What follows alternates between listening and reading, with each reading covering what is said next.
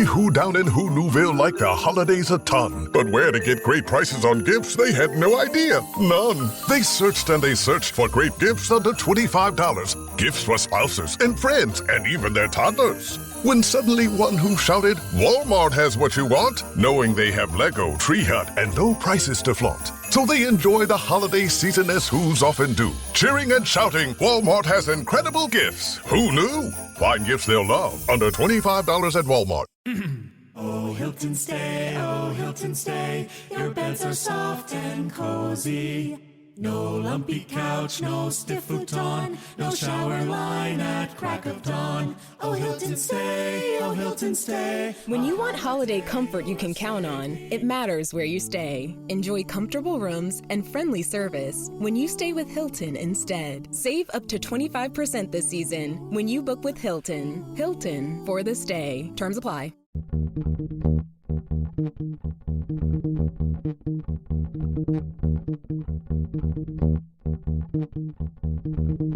Hello, my name is Damon Friedman, co-founder and president of SOF Missions. As a 20-year veteran within Special Operations, I've gone through many challenges due to my military service and time in combat. We felt called to start SOF Missions to serve our fellow brothers and sisters in arms, focusing on suicide prevention and resiliency. Our mission at SOF Missions is to empower warriors to find purpose and be resilient. Since 2011, when we started the organization, almost 3 million men and women have deployed to Iraq and Afghanistan. Unfortunately, the scars of war take a toll on their psychological, physical, social, and spiritual health. Many veterans feel a sense of hopelessness and a loss of purpose when they return to civilian life. They feel isolated and alone, unable to reconnect. And in the greatest of tragedies, over 20 veterans lose all hope and take their own lives. Our goal at SOF Missions is to provide veterans the tools and resources so that they don't become a statistic. We offer a unique approach to combating veteran suicide through a whole health intradisciplinary model. The Be Resilient program is a 4-pillar methodology that addresses the areas of psychological, physical, social, and spiritual wellness. We provide care through 3 delivery methods: medical clinics, retreats, and educational training. Since we started back in 2011, we have been able to reach veterans in all 50 states and have served over 3,000 veterans through the Be Resilient program. Being resilient is a multifaceted and complex issue.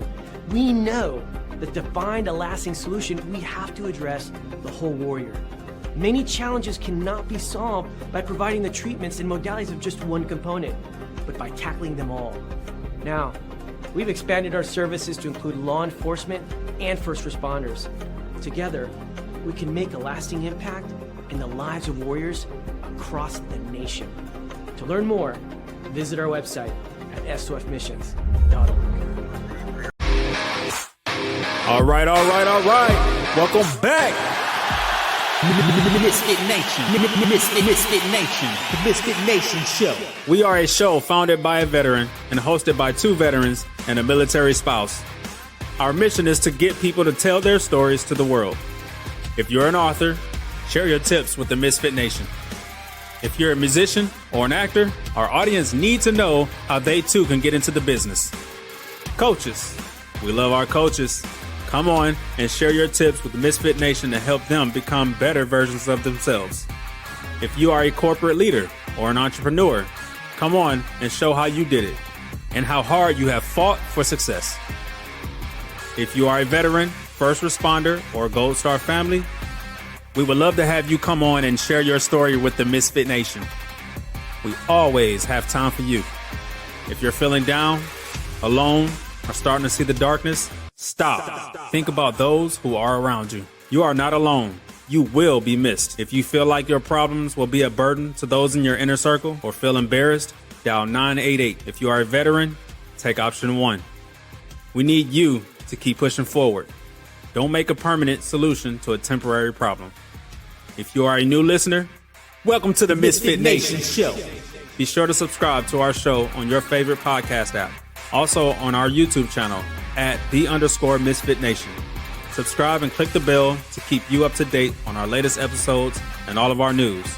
You can also find us on Heroes Media Group and About Face Radio. Now, let's get to the show!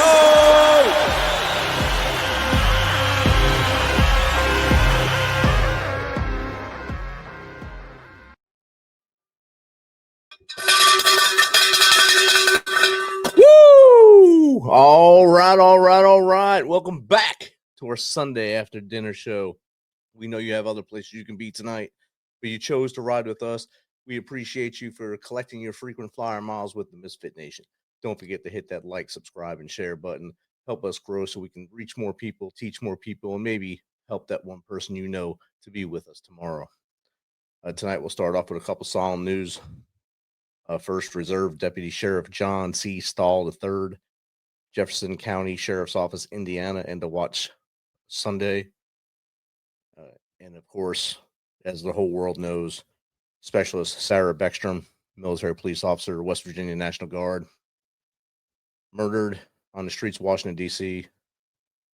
by someone that was let into our country. We don't know the whole story yet. We'll find out. I'm sure in probably 20 years we'll find out the whole story. But let's keep Specialist Beckstrom in your thoughts, in your prayers, and her family, her brothers and sisters in arms that were on the street that day and in barracks that day that know her, love her. Keep them in your thoughts and prayers as they go through this crazy time in their lives.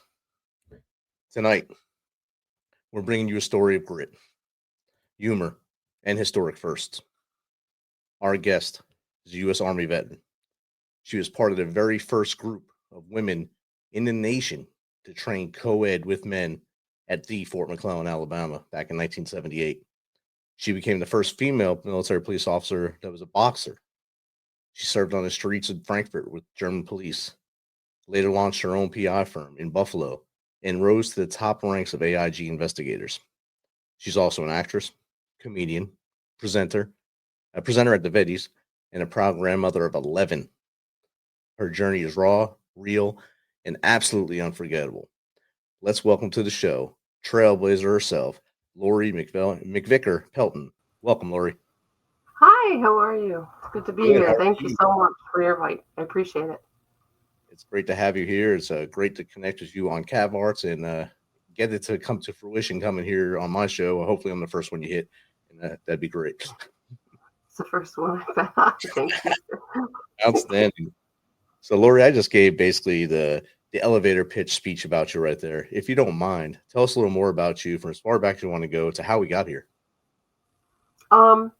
Well, I lived in Buffalo growing up, and so I was on the streets when I was a young girl from the ages like 16 to 18, and my mother decided that it was probably a good idea, instead of hitching a ride to California to be a movie star and a comedian, to join the Army, that I would be safer. So she thought I'd be safer in the military than I was on a producer's couch. I don't know which is right. They're both equal. So, and then, so I went in the Army, and I was supposed to go in January of 1978, and I would have been with the WAC Corps, the Women Army Corps. And when they gave me my test for eye color, I am colorblind. So they said that you couldn't be an electrician, and we're going to transfer you to the next month, which was February of 78 at Fort McClellan. So they transferred me down there to Fort McClellan, and ended up being a surprise to me. I just found out like a few years ago that we were some sort of an experiment, being the first woman in the nation to go co-ed with men. That means now we were carrying M16, M60s, which I carried M60 sometimes, and throwing grenades, laying in the dirt and the mud, and live fire, everything that men did. And then I found out that if I joined the boxing team, I would get more food. So that's why I joined the boxing team, is to eat better. And so I went through all this training with the men, and I thought, okay, they're going to let me box. But in February 78, our rights were pretty small, but I was invited to go in the ring in my bikini. So I said, no, that's all right. Thank you. So I never got any recognition for being the first woman in the military police boxing team, because they wouldn't let me box. So after all that training. And so I was a military police, ended up going to Frankfurt, Germany, where I was a road patrolman. I was supposed to go out into someplace very far where I was supposed to be security police. But for some reason, they decided to keep me there and keep me as a police officer there. And so I worked on the road, the streets with the Frankfurt police. And so we go to Sachsenhausen, or we'd go to the Bahnhof, the train station. There was many places where we would work with the German Polizei. Matter of fact, they're scary guys. I can't believe the trouble they're having in Germany right now. Those guys are frightening. I don't know. Have you been to Germany yet? Just for a 30-day TDY. Yeah, they're big guys, and they carry Uzi machine guns. And I am so surprised that anybody wants to mess with them. Being a young girl at the time, and I was 18, they gave, why do they give young people guns? they here's a gun, here's a car with blue lights, you're a cop. I'm like, huh? So I hide behind the Polizei usually when they're kicking down doors and things like that. I would just stand behind them. You go first. So that's when I first started being a police officer. It was pretty frightening. So then anyway, did that. As I found out about college while I was in the military. Nobody ever told us about college. When you're raised poor in the projects, people don't really think that you're going to go anywhere. So they don't tell you anything like that. So I learned about in the military. I was so happy to find out about going to school. And so I started there. And 16 years later, I graduated with a 4-year degree, but it took me a long time. And I suggest everybody try it. Everybody says, no, school's not good for you, but it is. It helps you in so many ways. And it actually helped me to get a job with AIG because AIG Insurance was American International Insurance, because you have to have a 4-year degree there. And then after working with them 9 years, I decided to go and work inside a law firm as an in-house investigator. Matter of fact, that's the reason I am an investigator. 2 reasons. One is because I read the book The Thin Man, which is ridiculous. It's a comedy type of. It's an old gumshoe guy movie. It's a movie now as well, but it's a book. And also because I was in the law firm as a manager, and I was seeing these guys come in and out, and I was like, why, who, and how come they get to come and go? So I found out there is such a thing as in-house investigators. And so I decided that I wanted to try that. And as a result of that, I ended up working at AIG for 9 years and getting a lot of training. And then went out again to be an in-house investigator. But I decided the best route for me was to open my own company. That was interesting because there was no female-owned investigators in Buffalo. There was one woman who her husband started it and she worked for him, but there was never one that was opened by a woman. So I had a really hard go with that too, because again, it's a man's world, and it was that back then when I opened it. Matter of fact, I encourage people to start their own companies, like a private investigator I am, because I started mine, I think was at 54 years old when I started my company. So I was, people say it's too late in life. No, you just keep going and just follow your dreams and just do it, work hard and be there. But so I work for myself out of my home now, and I really enjoy it. I work for plaintiff firms, the guys on the billboards. Yeah. Those fellas. So what happens if you get in a car accident, the insurance company wants you to settle with them. Instead, you want to go to a lawyer, because the lawyer will help you to get 100% rather than 20%, because the insurance company, which I worked for 9 years, they want to reduce the amount you get. So it's really smart to talk to a lawyer too if you're going to do that personal injury law firm cases. So anyway, I did end up becoming a comedian actress in the end, even though my mom tried to stop me from going anywhere with that.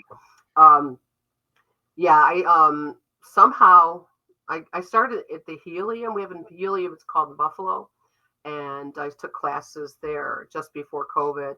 And then after COVID, during COVID, I waited again. And then a really great, it's called ASAP, ASAP. Have you ever heard of that? Just when I read your bio. Pardon? When I read your bio, it was the first time I seen it. Oh, yeah. It's called Armed Services Arts Partnership.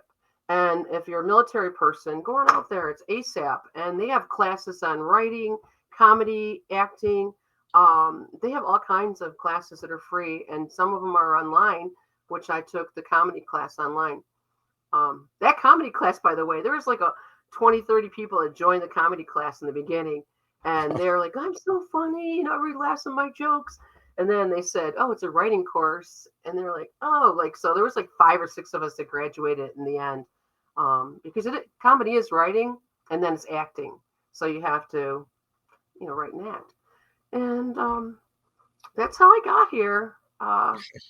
Just fighting my way up, clawing my way up. I mean, as a military policewoman, I didn't even have a license when I joined the Army. The Army gave me my license to drive.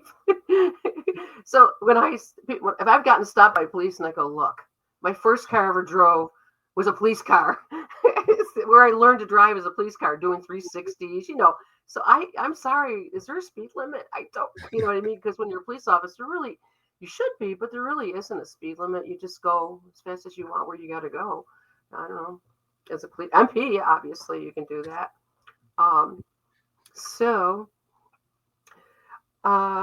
Glory to God. That's all I can say. Glory to God. I'm a Christian, and that's the one thing that happened to me while I was in Germany.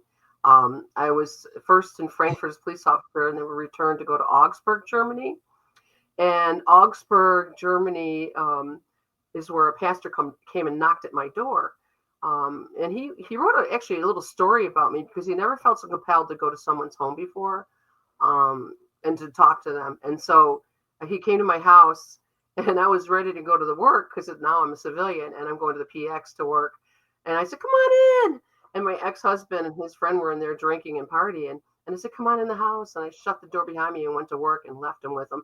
So that's how I became saved, to know the Lord Jesus. So it's that Pastor Cook, who was he was actually a military guy, and he stayed over in Germany, and he ended up marrying a German citizen, and he opened little churches there, and that's how I became saved too. So my company's called the Trinity Firm, and so I pray before I go out, and I work on my cases, and that really helps because one of my fortes is to get the defendant, the other side, to talk to me and tell me the truth, and I consider myself a truth seeker. And so, I just get the information and provide it to the attorneys, and that's pretty much it. Whatever they want me to get. I think it's a great job. And did you know private investigators don't need to have a degree? Did you know that? Yeah, you could just work under someone's license for 3 years and become a PI. And it's a great job if you find your niche in it. Some people like when I first started, I had to do a lot of marital cases. And so I learned to drop GPSs on cars like a ninja. It's like roll under the car and put it on and leave. And that was when it was more I think it was legal. It was legal then, and they stopped it. Where now it's only for registered people. If you register the car, you can do it like a wife or husband. But back then, anything was a go. So that was a pretty stressful job doing the marital. I didn't want to do the marital. I don't think anybody wants to do them. You end up being a counselor, and at night, it's 3 a.m. You're out there trying to find people that are cheating, and I got tired of it because obviously you're up all night, and I don't like following people. That's not my thing. That's BI. There's 2 different private investigators. One is where you're more legal bound, and then the other one is where you're like marital, and you end up doing that kind of work, following people around or getting information. I've had some crazy cases where I was sent out for, several months just to investigate Russians. Wow. Yeah, it's crazy, wow. Because people thought there were Russians there. And I'm like, okay, you want to hire me? I'll go look. That's what they wanted me to do. So, but yeah. Any questions?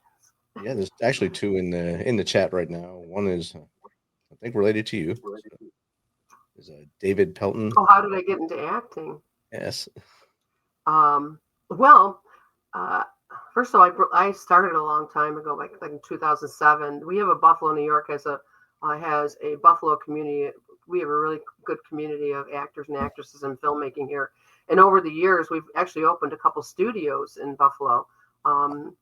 And so, that's where I started, being in little parts like extras or a couple words here and there. And so that's pretty much where I started doing that. And then I just, last 2 years ago, in August of 22, I ended up being in the movie Lucy and the Lake Monster. It's a Christian-based child's movie.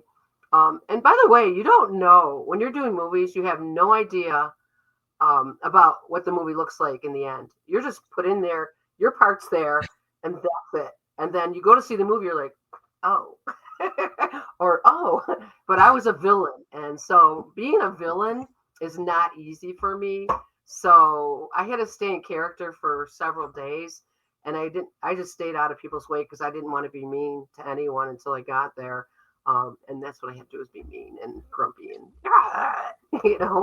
but it was called Lucy and the Lake Monster, and it is a Christian film, and it's won a lot of awards in the film, Christian film industry. Plus, my husband and I were both on the Great Lakes Film Festival board, and we would also go and look at Christian movies. They would send the Christian movies to us. And so the Great Lakes Film Festival there's one in Buffalo, and I don't think they're doing it anymore for now, but what they do, send all these movies to us and we review them, and then we would give them, awards and things like that. So that's one of the ways that I got involved again in more in the movie industry, but that's pretty much how it happened. I've got an IMBD, but needs to be updated a bit. And so that's pretty much it with that. I didn't even know I had an IMDb until one day someone said I found it. Yeah, well, they stick stuff in there, and I looked at it the other day. I'm like, my brother's in the industry in Buffalo, and I said, would you fix that for me? Because there's really no pictures of me on there. He's like, okay, the trade-off. You can dust for me. No, something like that. Actually, let me tell you, being an older woman, I'm just starting to realize that some things are easier now. And one of them is cleaning. I just take my glasses off and I don't see anything. You don't see anything. It's kind of like when there's a knock in the car, you just turn the radio up. You don't hear it no more. Yeah. Or you invite people over at night, right? Exactly. Make sure they don't have one of the things that I really, like one day I would really like changed is I have military sexual trauma. It's MST. And I don't think a lot of people talk about that yet. Hopefully they will start talking more about it. I know that the American Legion, I talked to a woman called Barrett, Tammy Barrett, and she went before Congress to talk to them on behalf of the American Legion for the veterans, for the VA, and ask them, to be more cautious and more identify better and look at the people that are with MST and help them, because military sexual trauma is real. And a lot of people don't know anything about it, but 1 in 3 women have it when they get out of the military. Don't you think that's a lot? That was 1 in 6, 3 years ago? Now it's 1 in 3. And men are 1 in 25. And that's underreported, they said. Yes. There's 1.1 million veterans that come out of the military with MST. That's a lot of folks. And I don't know if people know, civilians don't understand that. But they got a job, you can leave it. Somebody sexually harassed you, you sue them. But in the military, if you have to go through your commander, and the commander's in charge. And so if it happens with you're sexually abused or harassed, sexual assault, any of those things, it goes to the commander, and the commander makes decisions. And as a result of that, many of us have MST because the commander's buddies, they allowed them to do it. I've even been on a board where one of the girls was raped. And they sent her all the way to California and left the guy there. So it's really serious still. And I am so worried for all those young women that are going in there. And like you said, we have that young girl that just passed away. And she was an MP too. Yes, she was. And, so I was hoping that things would get changed some way along the way. And so I went to the American Legion and I became a member where I live. And I attended for years and volunteered and brought the grandkids there. I want them to know about the military and to be proud American, and be proud of the veterans and what we do. It's a scary job. But we're so young, we don't realize how scary it is. We just kind of like, So I used to take them there all the time. And then one day I went into a meeting, and one of the young men turned around and showed me a photograph. And having MST, I saw the photograph. It was a woman. It was partially clad woman, and it just like that, I just went to PTSD, and I was in darkness for like about 6 months. I never left my house, and I tried to make changes at the American Legion. So I called the National, and they ignored me. The MST director wouldn't contact me back, and they said that there's nothing the National can do. So I've been reaching out everywhere I go, asking all legions to please put zero tolerance sexual harassment policies in effect. I do know that there is a few, and of those few, they, like one of them I saw today was in Arizona. Praise, yay, post 145 in Arizona. You put a zero tolerance sexual harassment policy in. Praise God. And the reason for that is, like, we go into a legion and somebody sexually harasses us or says some innuendo. It doesn't take much because you're going to a safe place. When you have MST, you want to be safe. And that's one of the things. You got to be safe and be careful. And you're not going to go in places where people are going to sexually harass you. Like, well, how do you do your job? Do your job as a PI? I go, because I'm in control. I'm in control of the situation. So it's different. If I go into a place and I'm just trying to be relaxed and enjoy myself and trust people around me, then that going to happen. So as a result of that incident, I did go all the way up to county, and they said that yes, it did happen, but that the post would have to, first of all, put a zero tolerance sexual harassment policy in. Secondly, help me to train people there about MST, and that he would have maybe 3 months off as he's in the executive board. And they never did that. I tried to go in the door and they wouldn't open the door. It was just a very uncomfortable thing.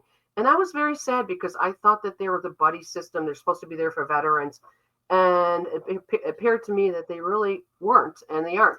I mean, if you're a veteran from Vietnam, are we going to go to the American Legion and blow off firecrackers? No, we're not. It's just courtesy. You know what I mean? And we can't, women or men, if we are harassed like that in any way, we need a place to go. And American Legions are chartered by Congress. So everyone should be able to go to them. And by the way, they're going to say, well, we do have policies. But those policies, again, go up to the commander, and the commander makes the decision. And it's the same thing over and over again, where the commander makes the decision. And there you go.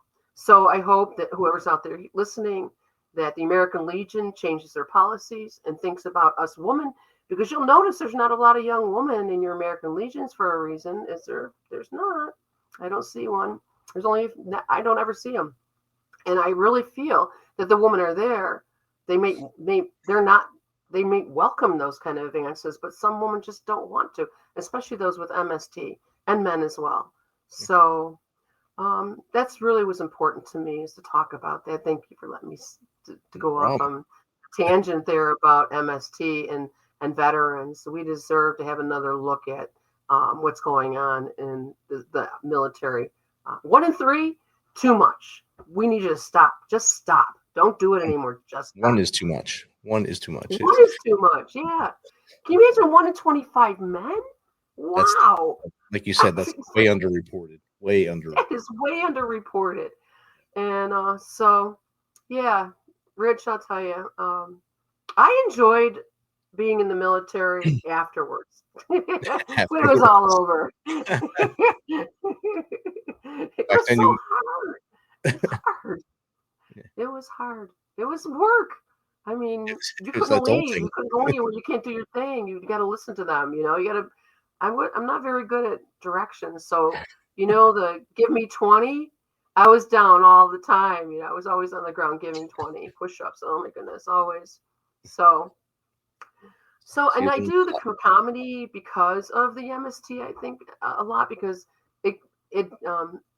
there's studies showing that the immune system is raised by comedy and laughter. So when they say laughter is a good medicine, it really truly is. And it helps me with my depression and my MST that I have, because to make other people laugh is a joy, So definitely helps in getting out there and expressing yourself to kind of help you with yours, helps them with theirs as well. So, like yeah, with our it does. show, we highlight the good stories, of course, and we also want to bring to attention stories like MST that really happens in the military. It happens across, not just in the military. It happens. Sexual trauma happens all around the world, but in the military, it's living in a fishbowl, and when you live in that fishbowl, you have good and evil in that fishbowl, and it happens every day. Somewhere on a base right now, something might be happening, and we don't know because we're not there, but it could be happening. And will it get reported to Sharp tomorrow? Maybe. Will it get reported past that Sharp person tomorrow? That's what we need to start doing.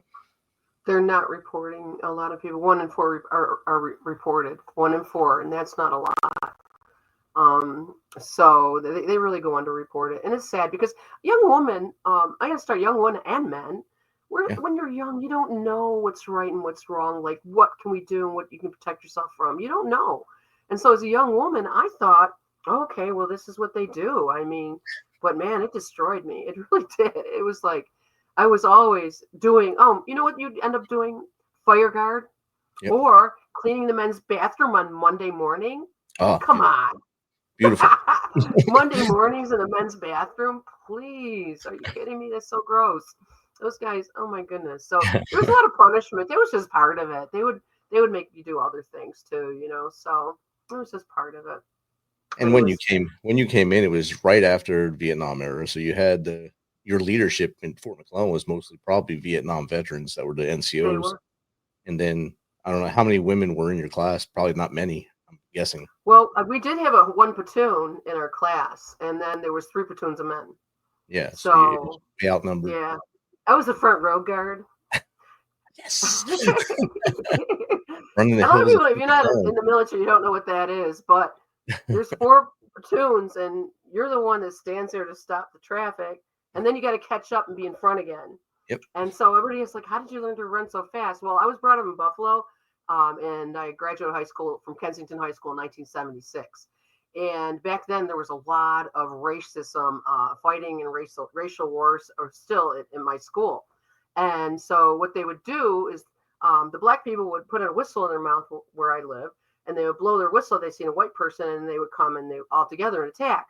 So as a result, I learned to run like a Kenyan.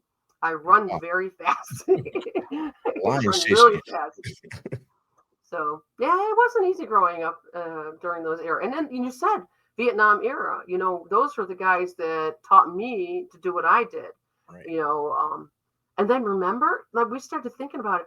Remember when people would get arrested and they were forced into the military? Yep. We think some of those people might have been rapists and things like that. You know what I'm saying? And that's why there was such a high incidence of it for so long. Some of those people should never been in the military. They should have been in jail. So, you know, I have no idea how or why these people thought they can get away with it all the time. You can't do that in a business.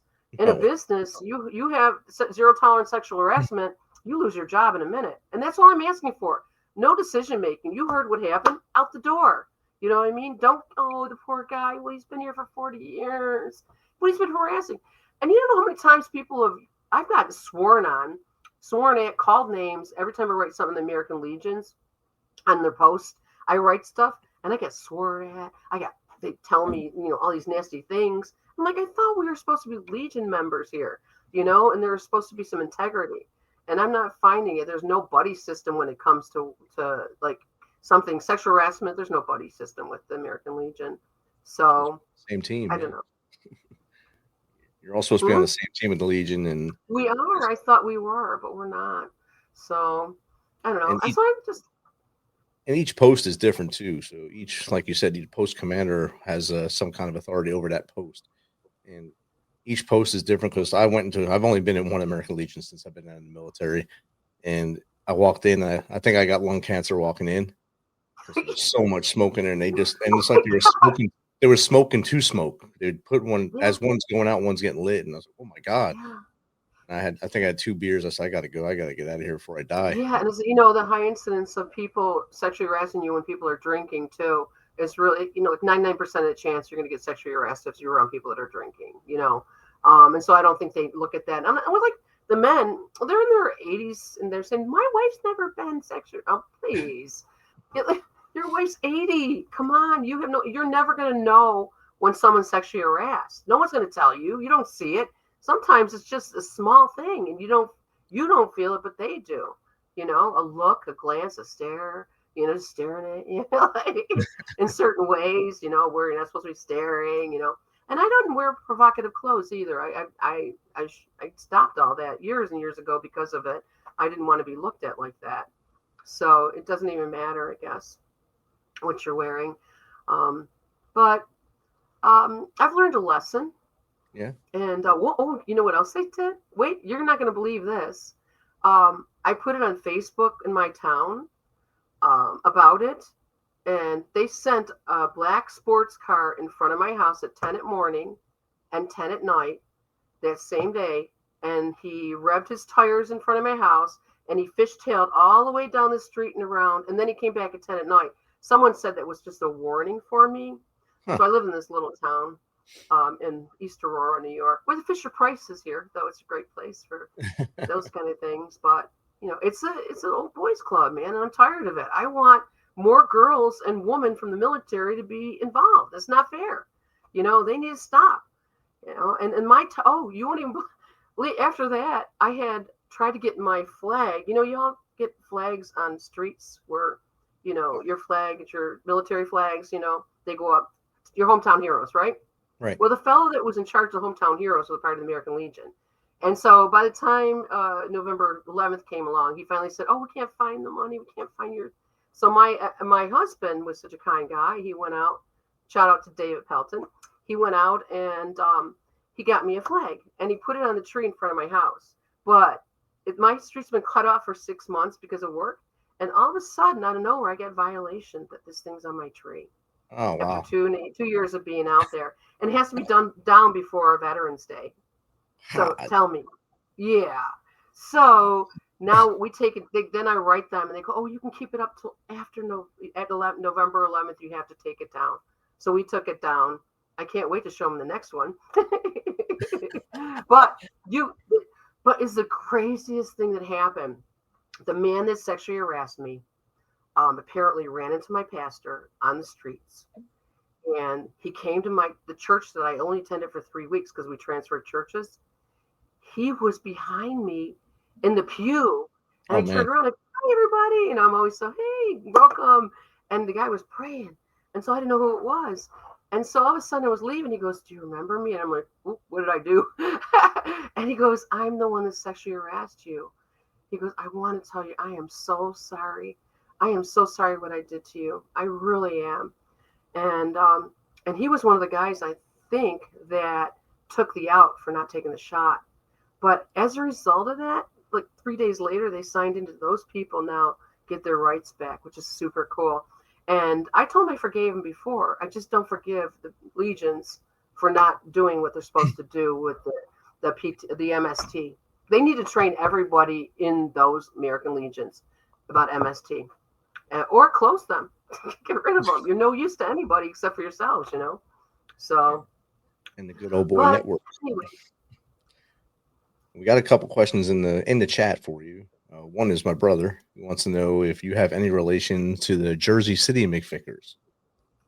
Yes, I do. There is a Peter McVicar, but he was from Long Beach Island. No, not Long Beach. Tom's River, and he went to school there. That was my ex-husband. I'm not sure.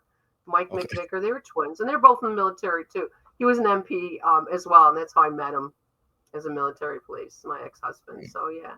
I don't know if it's any relationship that you know him or not. We went to school with a bunch of them, in elementary and high school. Jersey City, New Jersey. So Dickinson High School mostly when we met them, I think. I don't think that was the school you went to, but McVickers everywhere. Shout out to my kids. Yeah, I have a lot of them. No, I only have 2 children. Here's a question from Killaman Toro. What was the biggest challenge you faced entering the first co-ed MP class in 1978? Thank you, Killaman Toro. Well, first of all, I have 6 brothers. So to me, I thought, oh, this is normal. You know, we're fighting all the time and climbing trees and all this stuff, you know. So to me, it was normal, some of the stuff they were doing. The biggest challenge was they weren't really treating us equal, you know, just like with being the boxing team. You can't box, you know. There was, you know, I feel that I was treated very well in basic training, compared to my post where I went to afterwards, where I was signed. I had 3 drill sergeants, and they were super cool and nice. I didn't even know it was anything different. I thought the men and the woman did that. I didn't know, you know, I didn't know there was a woman Army Corps. Do you know, when I went in, they didn't have any drug testing or anything like that. So when they found me, they got me drunk to sign that paperwork. That's what my guy did. He said, "You want a drink? Here's some gimlets, you know, give you some drinks." Yeah. So next thing you know, I'm in the Army, you know, and where the enemy was right next to me. You know, I wrote a song about that through singers and songwriters and soldiers, and the enemy was right next to me. That was the people around me. So, you know, I don't know. I probably would have rather just hitched a ride to California, you know. But, you know, I got a lot of stuff, training, you know. Can't beat knowing how to kill people. I mean, helps in the situation. Like, you know what people, they say to you, "Thank you for your service." And it's very kind of them. But I look at them, I go, "Look, I'm not McDonald's. I serve nothing. I will kill for you anytime at war." And then everybody just laughs about that. But it's true. I mean, when you say thank you for service, you're thanking them for killing, you know, or the ability to kill, or they're going to have to kill, you know, because that's what our job is, to go and kill people. What do you think the military does? You know, they kill. Like, a lot of people that say thank you are also saying thank you because they think it's what they have to say, and it's right. The norm. And I just say, hey, no problem. Yeah. Someone has to do it. Well, I said that to, I was in New York City, and there was a bunch of generals sitting at the table, and I go, "Oh my gosh, I can go over there and talk to some generals. Finally, I'm a civilian." And it was like about 3 years ago. And I went up to them, and they go, "Oh," they stood up and, "Thank you for your service." And I go, "Kill for you anytime." And those men, they started laughing so hard that we're going to use that. No problem. We're going to use that. So those generals, those old solid dogs, they enjoyed that. They did. Another question from 256 Grilled Cheese. How has comedy and acting helped you heal or process past experiences? Oh, it's so good for your immune system. And you know what? It's very, very focused. I mean, you have to write, so you're always not thinking about other things if you're writing. So everywhere I go now, I'm thinking about funny things. You know, what could be funny? You know, and so that helps me with my disability, because instead of thinking of sad things, or, you know, think of being, you know, like when you walk in a restaurant, you got to be the one in the corner, face with your back to the door, you know, away from the door and facing everything. And it's like, that is stressful. I'm always under stress. You know, I'm always on high alert. MST puts you on high alert all the time. That's actually what the disease does. It puts you on high alert. So your body's always in fight and flight. And that's why you get sick. And it's internal. You get sick in your internal organs and everything else as a result of it. But it has helped me I just love it. It's just a lot of fun. I have a really fun joke. Okay, so I just got married 3 years ago. And I found out that they have this themes where you have to, you know, if you're going to buy your husband an anniversary gift for the first year, there's these themes. And I have, so the first year there's paper, and the second year there's cotton. And I'm looking at it, I'm like, when is the diamond anniversary? I'm 64 years old. I find out it's 60 years. I go, "You kidding me? I am never going to ever get to this 60 years. And I think actually they need to change the way that they do things with the themes. Instead of 60 years, it should be 60 months. That's 5 years, okay? 5 years is the perfect time to get a diamond, okay? And it's actually just before the 7-year itch. But I found a way to get around that themes that they made up in the Victorian age, for goodness sake. We're still going by Victorian age stuff here. And so I got a way around the theme by going and buying my husband a nice card. And inside it, I put a paper receipt. And the paper receipt was for my diamonds. So that's how you get away with it your first year. You use a paper receipt for diamonds. Oh, you go buy your diamonds. So that is funny. But for me, at my 5 years, that's when I upgraded my wife's time, and so I guess she got it at 5 years. Oh yeah, so you brought it up in 5 years. Are you older married people? We're 30 years married now, so 31 Wow, years now. congratulations. Yeah. That's beautiful. Marriage is important. I think people should marry. I think people should have tons of kids. You know, they keep you busy and you don't think about things because you're so busy doing that. And then when you're older, you're like, okay, what's my purpose? You know, I did try to retire and I had no purpose. So I had to get some hobbies, you know, and one of them was comedy. And the other one is I do miniatures. I build little things, tiny things, goggles. And I make little furniture and little bags and little everything, just tiny things for like dollhouses and things like that. Say dollhouses. Yeah. It just took me 1 year to rack up like 11 dollhouses in my house. My poor husband. Wow. Yeah, they come quick. People are like, "Oh, you want my dollhouse?" Oh, sure, I'll take your dollhouse. So, but I didn't have toys growing up because I was in the projects and being the poor girl. I didn't have dolls or a bike or skates or anything. So when I got older, I get all the toys now. It's a lot of fun. But and comedy, really, if you're out there and you're listening, ASAP, go to it. It's so many free classes and it's so fun to take these classes. And if you like stand up or you like comedy, again, it's writing. Nobody's a Nate Bargatze though.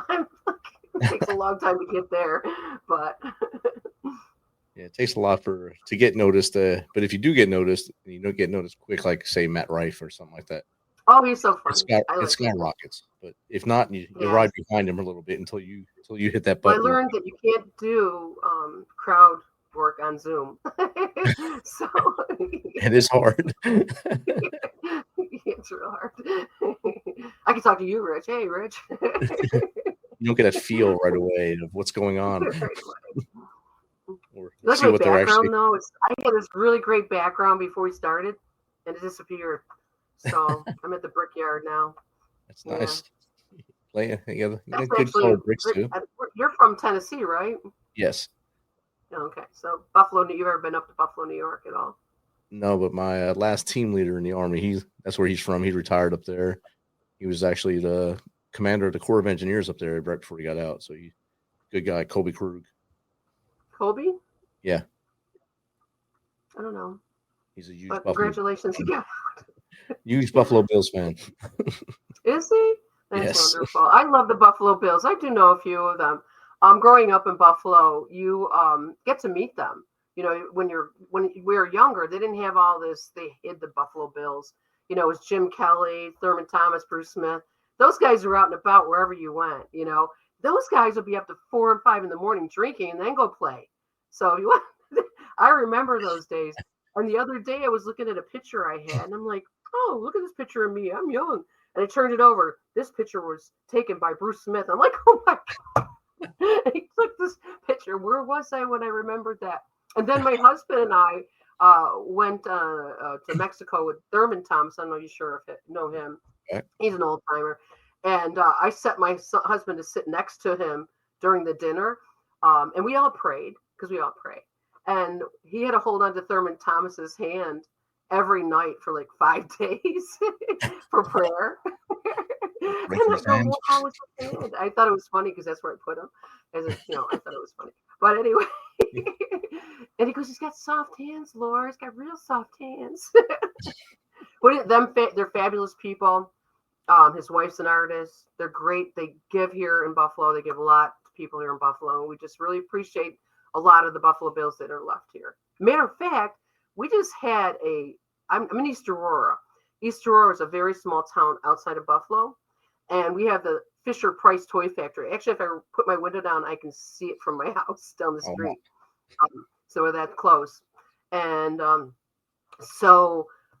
they had a Fisher during the summertime. My husband and I were driving up the street, and I looked to the left in the summer, and I go, "Oh my God! There was snow everywhere on the left side of the street because it was a Christmas movie." And I was like, They're making movies here. They're making Hallmark movies everywhere here in Buffalo.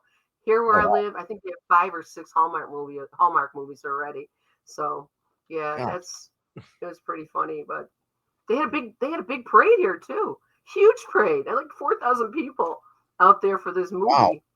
Yeah. So a fake parade for the movie had 4,000 people? No, it was actual parade after the movie was going to come out.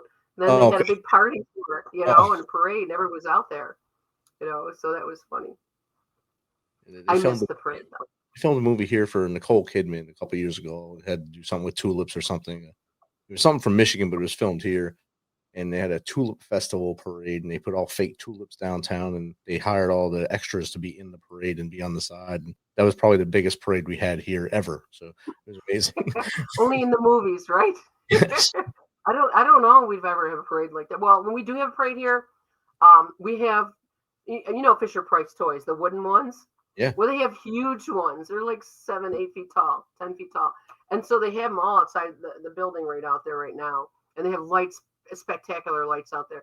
But so they pull those through our parade every year, those big things out through there.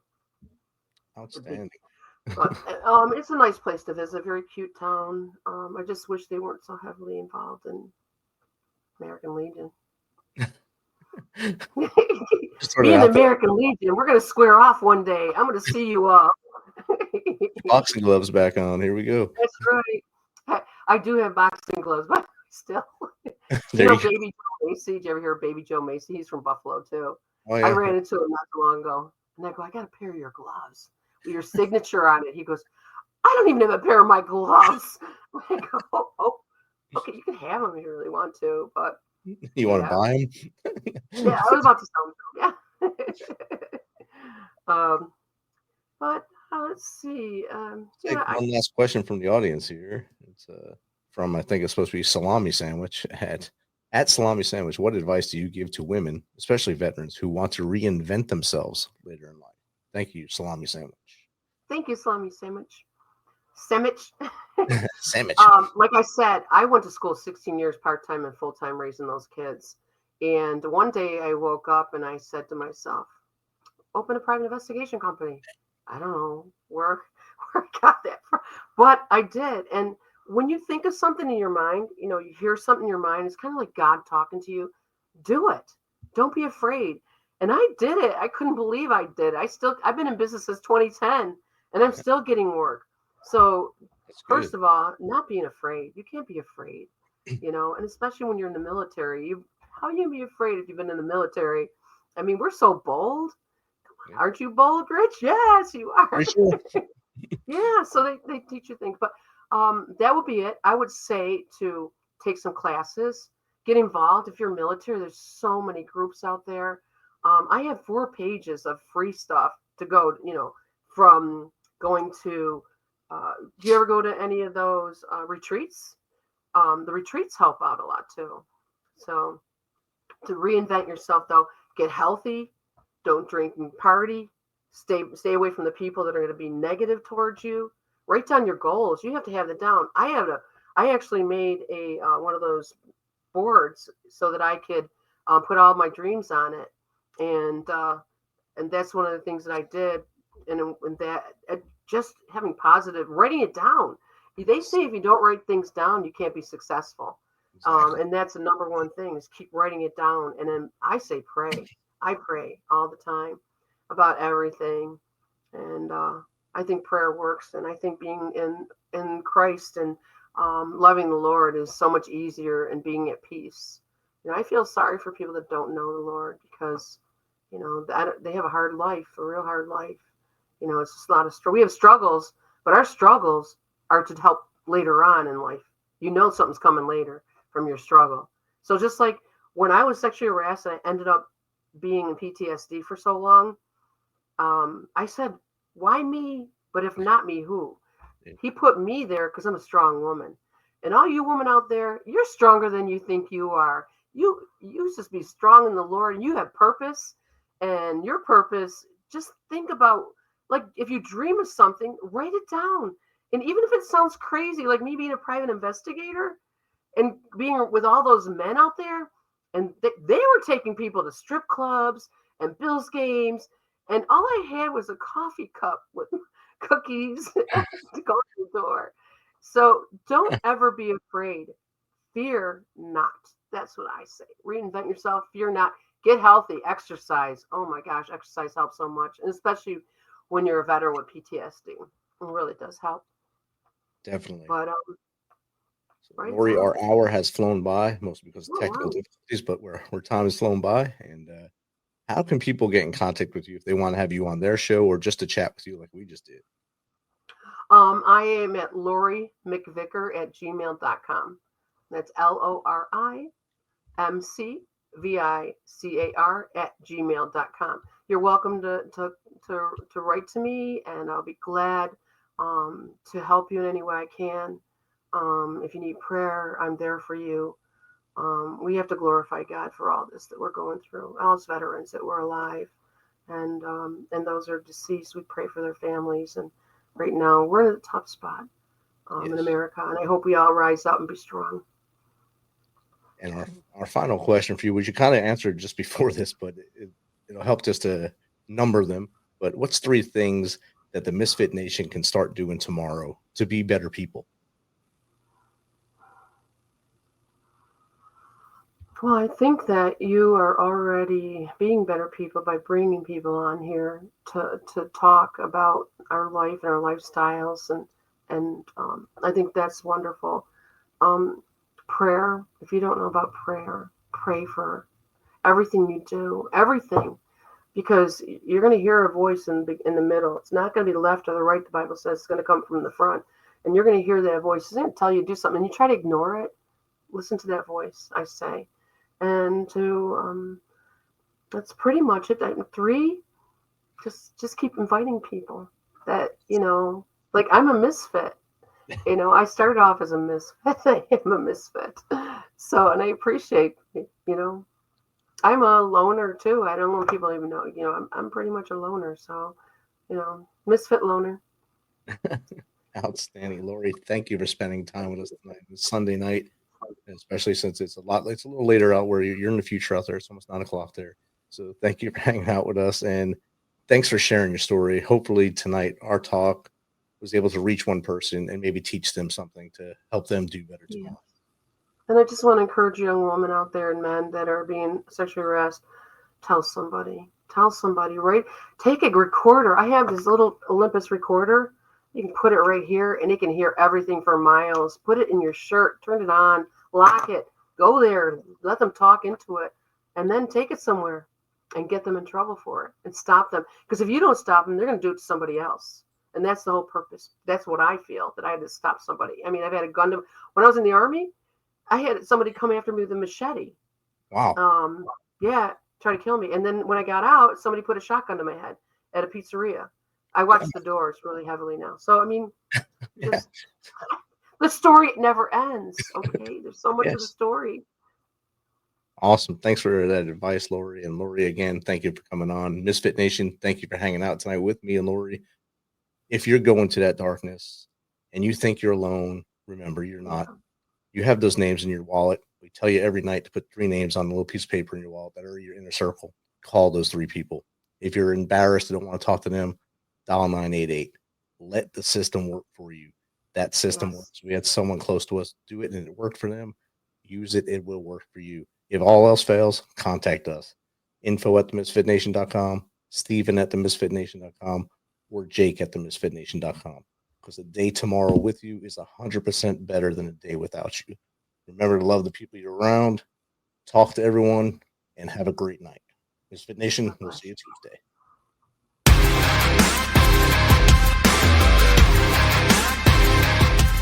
Thanks for checking us out and being a part of the Misfit Nation show. Don't forget to visit our website at themisfitnation.com.